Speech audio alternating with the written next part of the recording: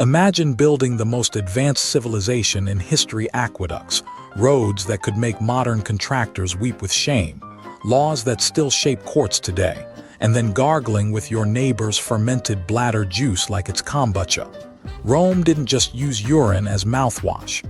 No, they industrialized piss, turned it into a luxury commodity traded like crude oil. Your average pleb would sell a week's worth of chamber pot drainage for a handful of bronze coins, but Portuguese piss, that shit was vintage champagne, imported at premium rates because some sweaty senator in a toga swore Iberian urine had extra whitening enzymes. Ah, yes, nothing says Empire of Light like slurping ammonia-rich Iberian night water to remove Etruscan wine stains from your molars. Modern dentists charge you $400 for laser whitening. The Romans set up communal piss pots at street corners like public fountains. You'd stroll by after a night of orgies and gladiator blood sports, dip your cup in, and swish like it was mouthwash blessed by Bacchus himself. And the best part, the state monetized this golden delusion. Emperor Vespasian, a man whose face belongs on a septic tank, imposed a urine tax. Every time some drunk patrician relieved himself in an amphora, the treasury took a cut. When his son complained about the smell of this revenue stream, Vespasian shoved a gold coin under his nose and snarled, "Pecunia non olet, money doesn't stink." A philosophy that explains Wall Street, crypto bros, and your landlord's luxury condo fees. Why Portuguese piss specifically? Simple. Roman elitism meets proto-snobbery.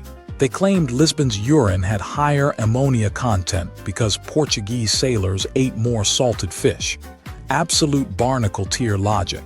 That's like claiming Idaho potato vodka is superior because farmers sweat into the mash. But Rome's rich bought it literally. Merchant ships hauled amphorae of the stuff labeled Flavia's finest urine, you say, across the Mediterranean. Picture a spa day in Pompeii, scrubbing your pores with donkey milk, then rinsing with a warm cup of Cabral's premium Lisboa gold trademark. It's the ancient equivalent of paying $20 for artisanal oxygen. And before you judge, ask yourself, is modern humanity better? We bleach our teeth into reflective surfaces that could blind aircraft. Downed 3 pitchers of mimosas last weekend. Your dentist sells you charcoal-infused detox rinse, aka Italian toothpaste for masochists. At least Romans were honest about their idiocy. They didn't hide behind words like activated alumina or holistic oral wellness. They looked a man in the eye, bought his bladder output, and thanked him for the privilege.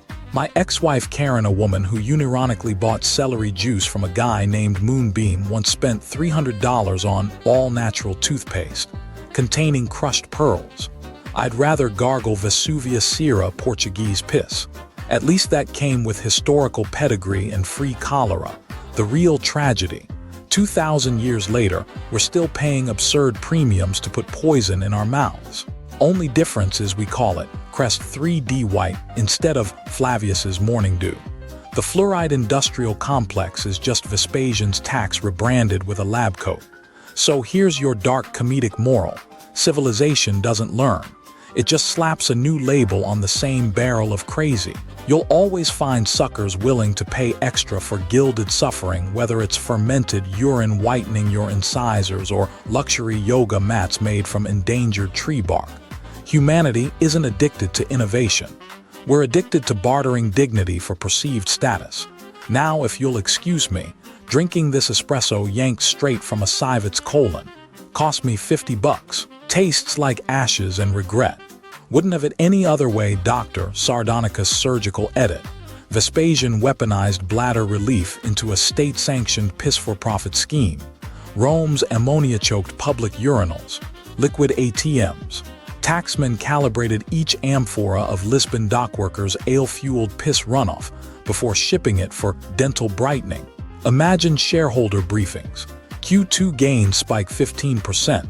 Directly attributable to Iberian bladders operating at forced march efficiency.